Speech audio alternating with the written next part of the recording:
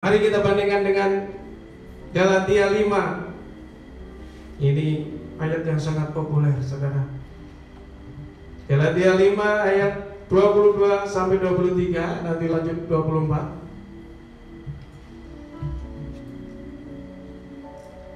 Tetapi buah roh ialah kasih, sukacita, damai sejahtera, kesabaran, kemurahan, kebaikan, kesetiaan, kelemah lembutan, penguasaan diri. Tidak ada hukum yang menentang hal itu. Barang siapa menjadi milik Kristus Yesus, ia telah menyalibkan daging dengan segala hawa nafsu dan keinginannya. Jadi benar, kalau keinginan daging itu berlawanan dengan keinginan roh. Tapi ini berat. Tapi harus bisa. Sesungguhnya setiap diri manusia itu sudah dilengkapi Roh Kudus. Percaya apa tidak? Saya akan bertanya. Kalau saya semena-mena kepada saudara,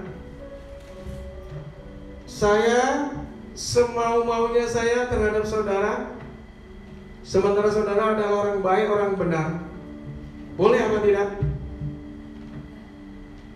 Tidak boleh. Itu yang menjawab Roh Kudus, bukan saudara. Karena Roh Kudus selalu memberikan, mengajarkan kebaikan. Kalau saya menipu saudara, sementara saudara orang benar dan percaya Tuhan, boleh apa tidak? Tidak. Itu juga Roh Kudus yang menjawab, bukan diri saudara. Kalau jawabannya tidak, tetapi kalau jawabannya iya, maka itu bukan Roh Kudus.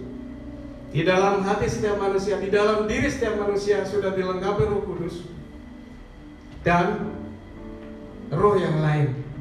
Saya tidak sebutkan roh iblis atau setan, roh apa, tetapi ada roh yang lain.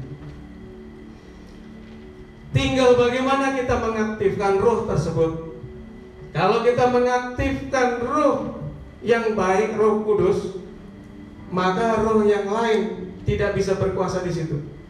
Tetapi kalau kita mengaktifkan roh selain Roh Kudus, maka di sana akan terjadi kejahatan, pikiran-pikiran yang negatif, dan akhirnya menjadi perbuatan yang negatif pula. Tinggal bagaimana kita mengaktifkan roh yang mana. Karena Roh Kudus tidak bisa tinggal bersama roh yang selain Roh Kudus, selain roh Tuhan, selain roh kebenaran.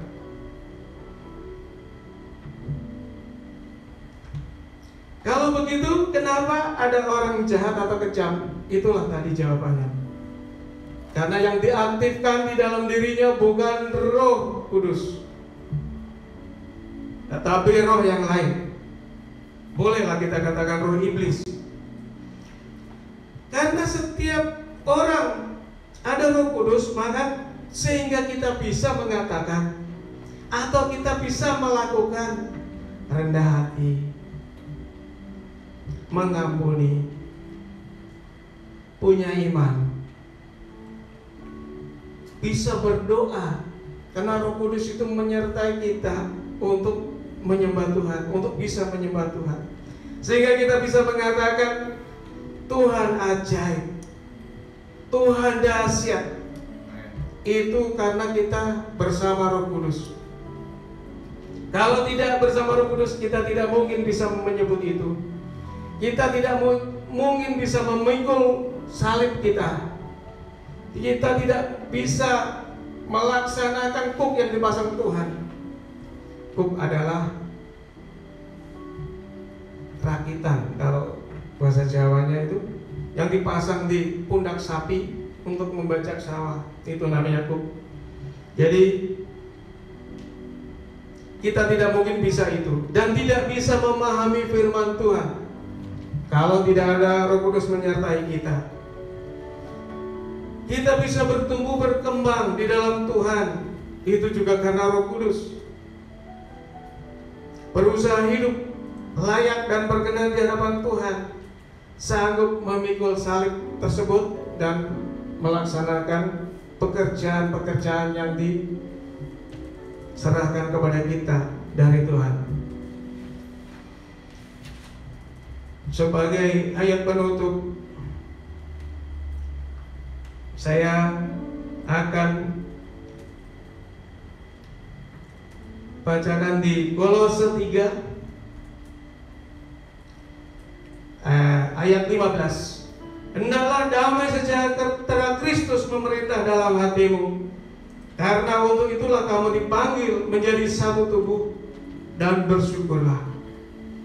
Hendaklah perkataan Kristus diam dengan segala kekayaannya di antara kamu, sehingga kamu dengan segala hikmat mengajar dan menegur seorang akan yang lain, dan sambil menyanyikan mazmur dan puji-pujian dan nyanyian rohani, kamu mengucap syukur kepada Tuhan di dalam hatimu. Ini sebagai ayat penutup. Oleh karena Roh Kudus, kita juga bisa bermazmur, dikatakan dalam ayat tersebut, sehingga kita bisa menyanyikan lagu, Ruh-Mu yang kudus, pulihkanku, Engkaulah damaiku. Ku hidup oleh anugerah-Mu yang menyertaiku, yang menyertaiku. Buka hati untuk jamahan-Mu, berserah penuh di hadirat-Mu. Kau ambil alih seluruh hidupku di altar-Mu, menyembah-Mu. Roh-Mu yang hidup penuhiku, mengalir dalamku. Jiwaku tenang bersama-Mu dalam naungan-Mu.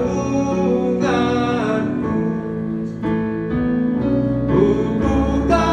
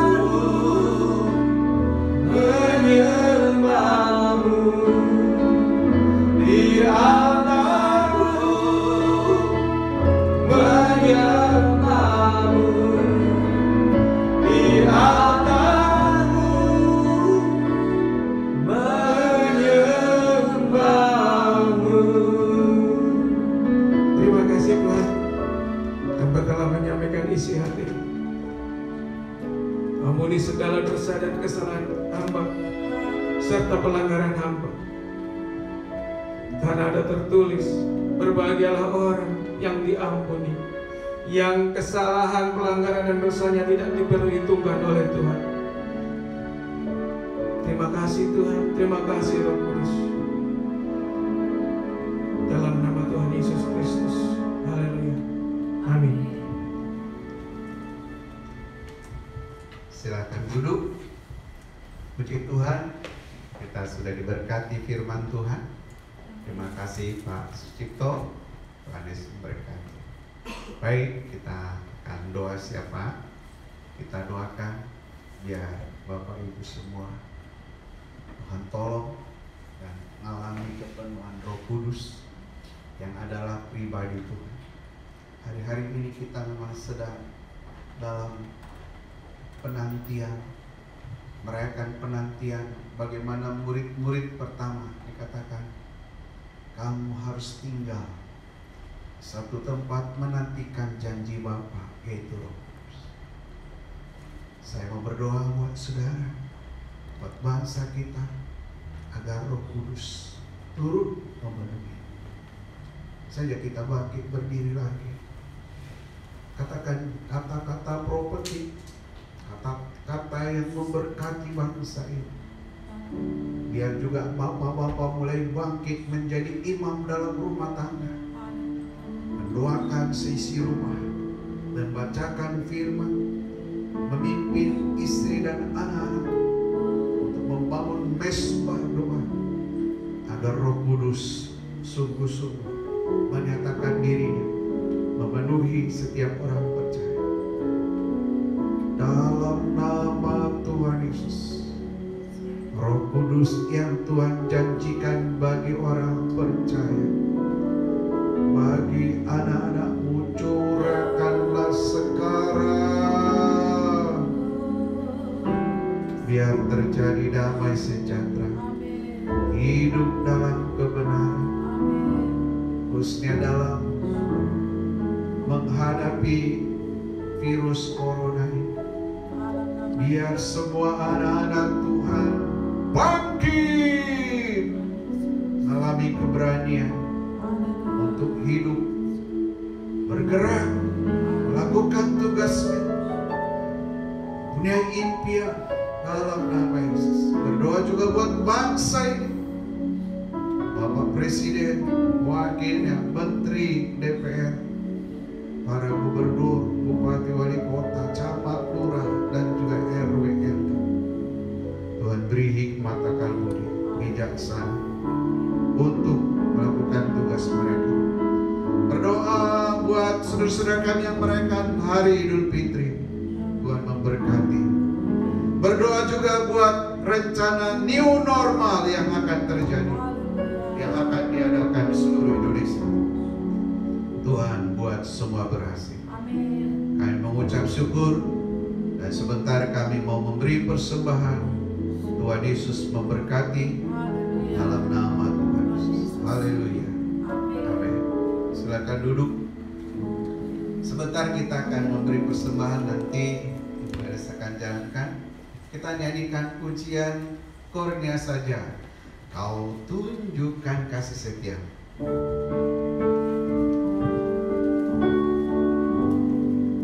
Kau tunjukkan kasih setiamu, kau menyediakan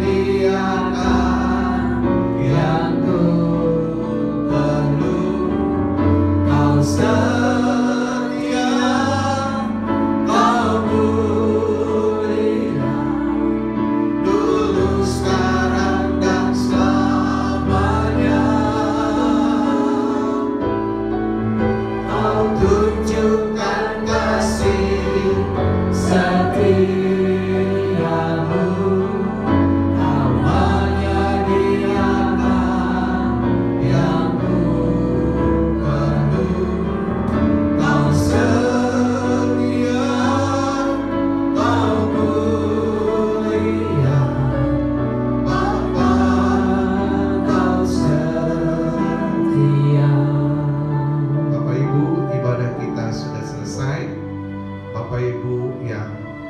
memberi persembahan, siapapun Bapak Ibu yang menyaksikannya, Bapak Ibu bisa lihat di nomor rekening di Facebook maupun di YouTube.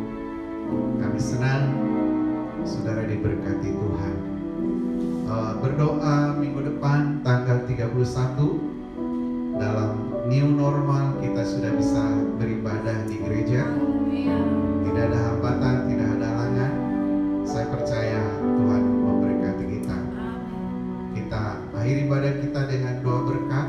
Angkat tangan kita ke atas. Tuhan Yesus yang telah mati bangkit naik ke surga, duduk di sebelah kanan Bapa ya. Tuhan, bermurahlah kepada kami. Firman-Mu telah kami dengar bahwa kami sedang memperingati hari penantian Roh Kudus dicurahkan. Tuhan, kiranya menunjukkan diri-Mu kepada semua kami, bangsa ini, bertemu Tuhan secara pribadi, lawat dimanapun mereka berada. Berdoa saudara-saudara kami Tuhan, lawat. Mungkin ada di antara kita yang sakit, taruh tubuhmu, taruh tanganmu di tubuhmu yang sakit. Saya mau berdoa bagi saudara. Apakah karena sakit apapun, juga termasuk sakit virus corona, taruh tanganmu di dadamu. Di dalam berkat anugerah kasih setia Tuhan, hamba berdoa oleh bilur-bilur-Mu Tuhan, sembuhkan mereka semua. Dalam nama Tuhan Yesus.